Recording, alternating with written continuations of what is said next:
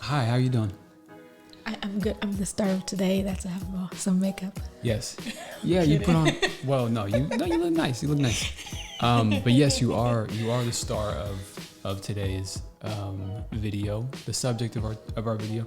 So last time in our discussion video, we had a series called Black Enough, where I kind of delved into my origin story. Yeah. Talk about like the struggles that I experienced, and specifically if I was Black enough, you know. I know. And just a whole bunch of. It was wonderful. I really enjoyed talking to you and learning so much about your story, your upbringing, America, being a Black man in America, a Black person in America. So thank you. Yeah. Well, I appreciated the opportunity to share those stories. But today we're going to talk about you, Dydine. We're not going to focus too much on the actual Rwandan genocide, but more so life immediately after, you know, and how you moved forward after experiencing such an incredibly traumatic experience. And also for, I feel like at this point, people know me a little bit more, so we're going to use this opportunity to get to know you a little bit better as well. So you were, remind me again, remind everybody else, you were 3-4 years old? Yes, I was almost 4 years old when the genocide against the Tutsis happened in Rwanda. Yeah. So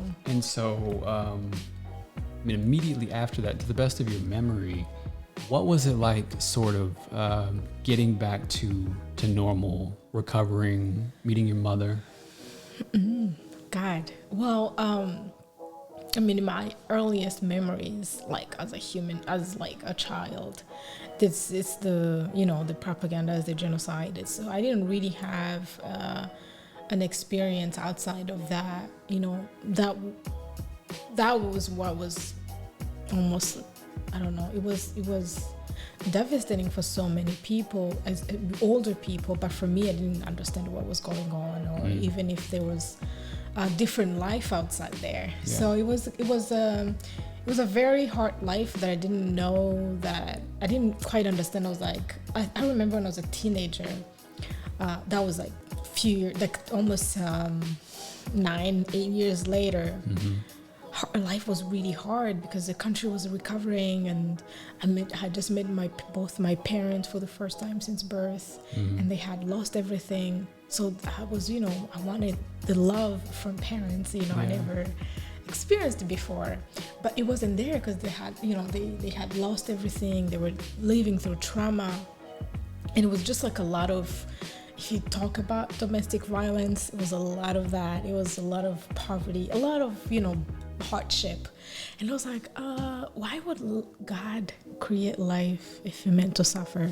And that was a question that repeated in my head all the time, and then I didn't understand it until later. Yeah. I mean, that's especially at that young age. That's depressing. I'm sorry.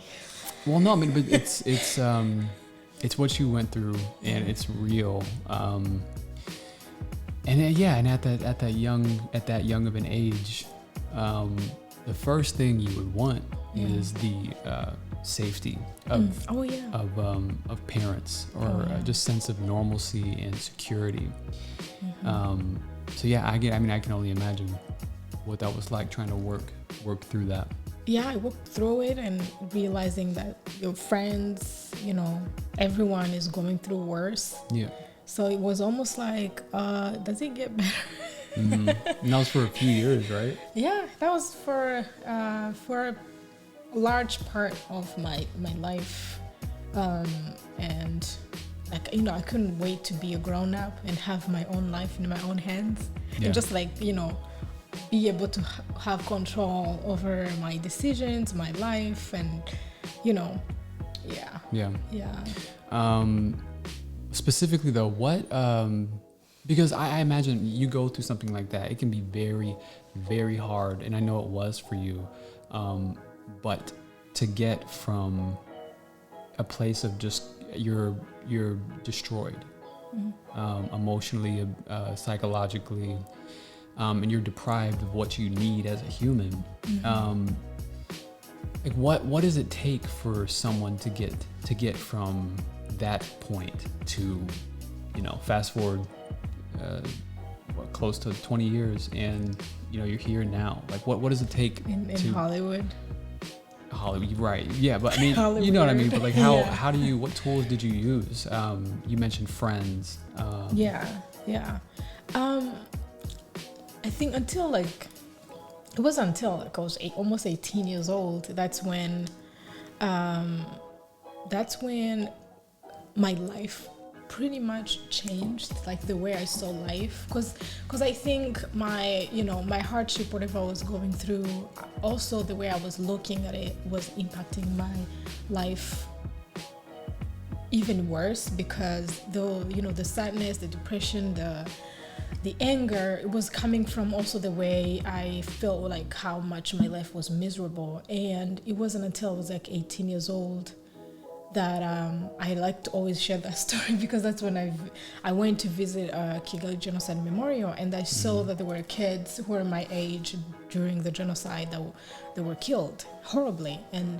And for the first time, it kind of clicked in my head that, wait a minute, I am actually lucky to even be alive. I would have been one of those kids. Yeah.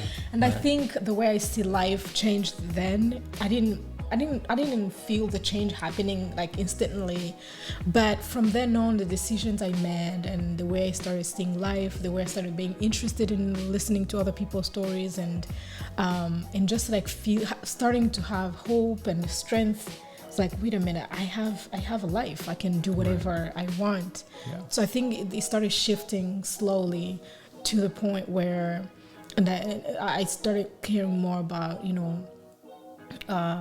what I can do to help other friends, other people to look at life differently, and it kind of shaped my personality, the way I saw life. Yeah. And then I don't know, it gradually, I was more confident. Well, yeah. I mean, more confident.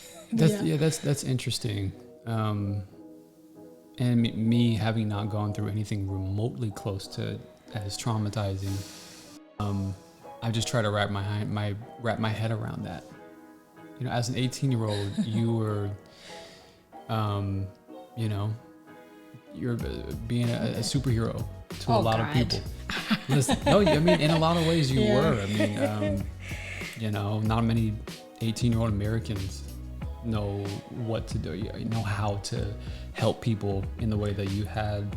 Yeah, I think all the things that happened to me growing up, I feel like it was, I don't know, for some reason, I used to feel bad about it. I was like, why was I born here? Why did I go through this? And then I'll be like, blaming everyone and everything. And I think it weakened me more, and I can focus on my present moment. I can focus on my classes, the school. It's a lot of anger. A lot of anger, and it was actually hurting me even more.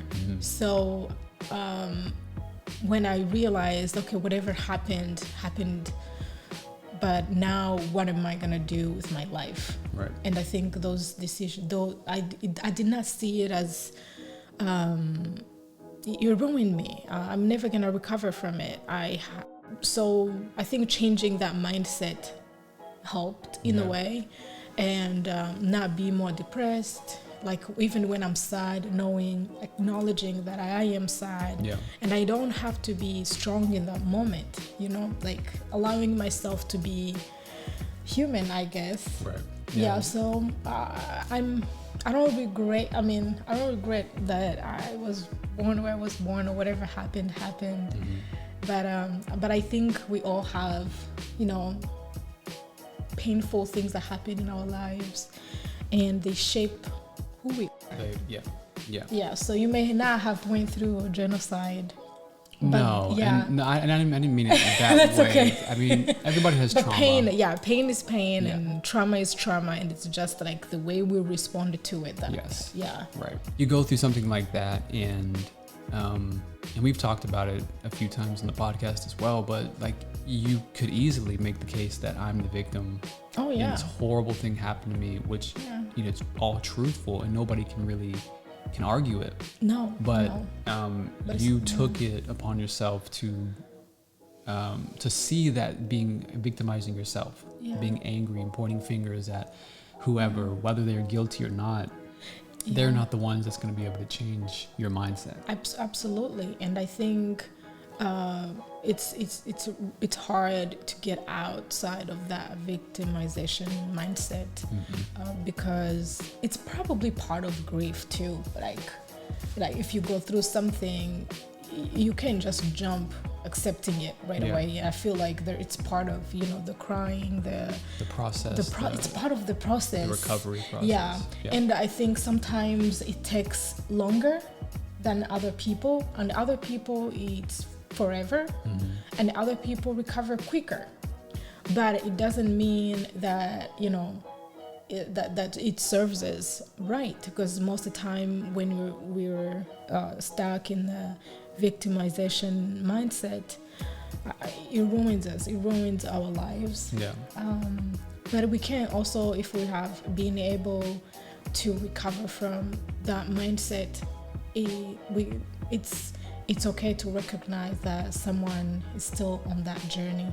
They are not where you are yet. Right. Because you know, I believe we're all on a different timeline. You know. Yeah. No. Absolutely. Absolutely. And to add it to that point, there's no accountability for yourself.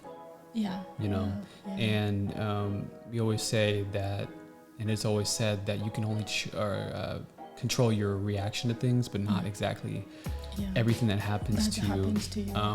And accountability for how you respond plays a major role in that. Oh yeah, absolutely. Like literally the way I used to react on things. Like let's say, for example, my father lost everyone in his family, and it was so hard for him, still is, for him to recover from that loss. Yeah. And because I expected him to be the protector, you know, the one who's gonna be there for me, and he wasn't there. I kind of also myself blamed him too. Like I didn't accept that, hey, he's a human, he's going through stuff.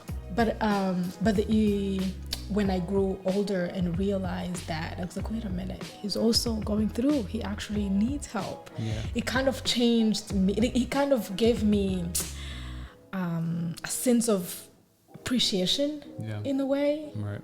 Yeah. So like the way I used to respond to it, it's completely different from the way I respond to it now, and it's much healthier, like literally. Yeah.